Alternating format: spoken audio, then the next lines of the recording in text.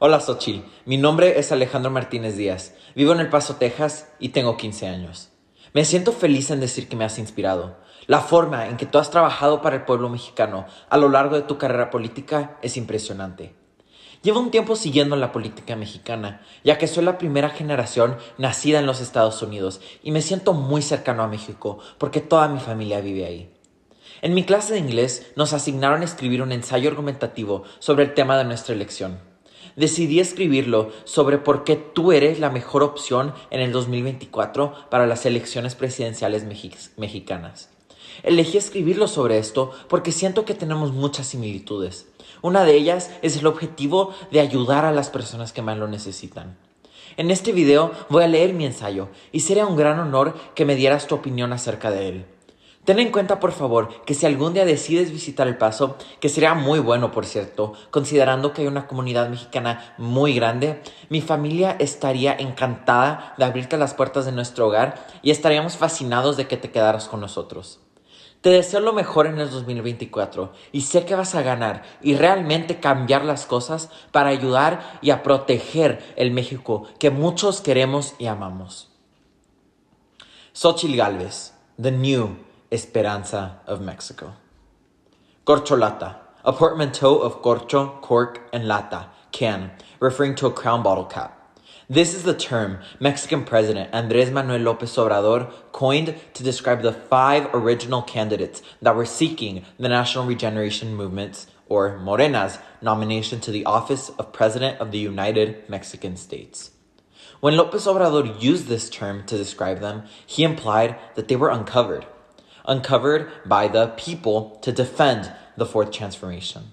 A promise to end corruption, grow the Mexican economy, reduce violence, build infrastructure, and expand social programs to reduce poverty once his term ended. López Obrador's corcholata predecessor should have been, by his own logic, chosen by the people, with López Obrador acting as the bottle opener that reveals the corcholata. Now, only one of 5 candidates remain, Claudia Sheinbaum Pardo, the former head of government of Mexico City, Morena's nominee. The opposition, up until June of this year, had no viable candidate that could genuinely compete against the grip that the Populist Party of Morena had on the presidency. They didn't have a viable candidate until Berta Xochitl Galves Ruiz was, unlike Morena's candidate, authentically uncovered when she knocked on the door of Mexico's National Palace after López Obrador falsely implicated she wanted to do away with social programs. She knocked on this door with an order from a federal judge allowing her to respond to his claims in person at his daily press conference. Her knocks were never answered, and the door was never opened. Xochitl Galves, a woman with Otomi indigenous roots, a woman who grew up poor, a woman who goes against every stereotype of the National Action Party, PAN, she is a part of. A woman who has taken control over Morena's campaign slogan, La Esperanza de México, which means the hope of Mexico, and has made herself the new Esperanza of Mexico. Xochitl Galves, the woman who's the incomparably better alternative to Claudia Sheinbaum Pardo to serve as president of Mexico. López Obrador spent countless mornings of his presidency in his daily morning press conferences promoting the idea that poor correlates with good and rich correlates with bad. He divided people with the narrative of Fifi versus Xochitl. His candidate, however, is now a woman that perfectly represents the idea of rich or Fifi that he frowned upon. Under his own narrative, Sheinbaum is the epitome of Fifi and Gálvez is the epitome of Xochitl. Gálvez was the woman that sold tamales on her street corner throughout her whole childhood to provide for her family. And Sheinbaum has a doctorate, comes from money, and even holds a Jewish surname. Additionally, Sheinbaum attended university outside of Mexico, specifically the United States. When López Obrador was asked what he thought of Mexican politicians studying abroad, he said, "Politicians only go there to learn how to steal." Therefore, by his own logic, and the logic of most Morena top officials, Gálvez is the better option. The option that truly represents the people, since she too is part of the people. With extremely humble origins and indigenous roots, Gálvez overcame having an alcoholic father with violent tendencies and became a successful woman. She has a story that is unfortunately extremely rare to see. Women in her position growing up rarely see any success, since they aren't given the opportunity to succeed. She earned a bachelor's degree in computer engineering and founded 2 technology companies before entering politics as the director of the National Institute of Indigenous Peoples during the Vicente Fox administration. Despite being in the conservative PAN as a senator, she supports progressive policies on issues such as the environment and female rights. Additionally, she has managed to stay away from corruption scandals in a country where many politicians are tainted with them. Sheinbaum's and other Morena officials' irresponsibility has put countless, not only Mexican lives, but lives across the globe in jeopardy. In the United States alone, over 106,000 people have died in 1 year because of fentanyl. The importation of fentanyl from Mexico into the United States has become the issue that attracts the most conflict between the 2 nations. In Mexico, the Federal Commission for Protection Against Health Risks, or COFEPRIS, has taken several medications that contain fentanyl off the market. With this in mind, the government of Mexico City, led by Claudia Sheinbaum, decided to buy fentanyl from the company Abastecedora de Insumos para la Salud, linked to Pharmaceutical Consortium of Carlos Lomelí, president of the State Council of Morena in Jalisco, and current councilor in Guadalajara. Between 2021 and 2022, the Mexico City Health Department signed 16 contracts with Abastecedora de Insumos para la Salud to purchase fentanyl. They went through with this despite the fact that the company was suspended for 2.5 years from receiving any contracts with any government in accordance with the punishment from the Ministry of Public Administration imposed in July 2020. Through these dealings, which Sheinbaum approved of time and time again, Mexico City's government delivered public resources to a company linked to Lomelí, which has been under the surveillance of the DEA and the United States Department of the Treasury. In 2010, Lomelí negotiated with authorities in the United States so that he and his company, Lomedic, were removed from a list of people and companies with ties to drug trafficking. Xochitl Galves is a businesswoman. She has made money through business dealings with several groups. However, never has there been a scandal of this magnitude involving her businesses or her business dealings. Never has there been a case of her benefiting members of her own political party through money from the government that belongs to the people. There has never been substantial proof to support an argument of her being corrupt or unethical. She is not bound to a political party. She is bound to the Mexican people. The 12th line of the Mexico City Metro collapsed on the night of May 3rd, 2021. The collapse killed 26 people and injured more than 100. Sheinbaum, 2 years after the collapse that left 26 dead, stated, "We have always shown our faces. There is nothing to hide."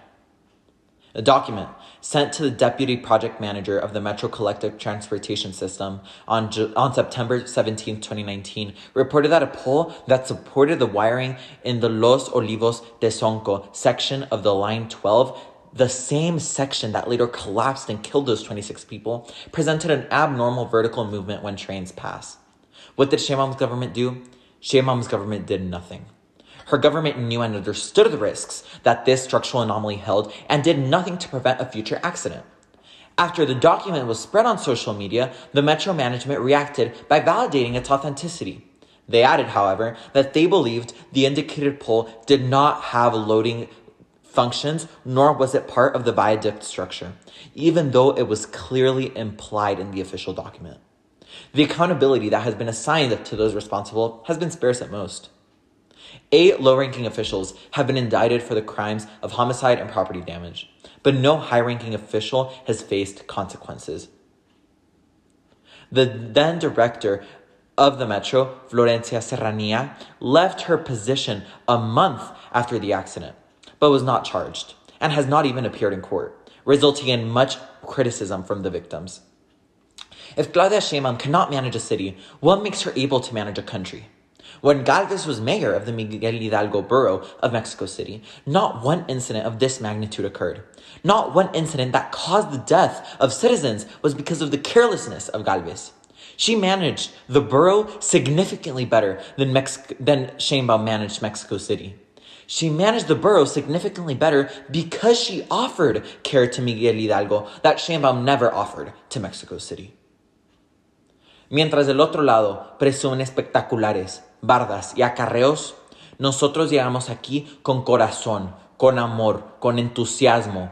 Translated to, while the other side boasts spectaculars, walls, and transporting overwhelming and artificial amounts of people to attend events, we came here with heart, with love, with enthusiasm. This quote from Gálvez truly highlights the significant difference between the methods of campaigning between Sheinbaum and Gálvez. All over Mexico, countless advertisements, rallies, and other costly activities were held on behalf of Sheinbaum. Sheinbaum stated she spent less than 4 million pesos during her 2 months of campaigning to receive Morena's nomination. That is not true. In fact, she spent 8 times that number. She wasted over 32 million pesos. 32 million pesos that could have and should have gone to the people of Mexico. The people of Mexico that are dying because they don't have access to healthcare, to food, to water. Xochitl Galves famously promoted her campaign using a piece of cardboard. Her means of campaigning were significantly simpler than Sheinbaum's, and that shows her interest in representing the average Mexican. It shows her priority is not spending millions of dollars on billboards, but spending time with the people.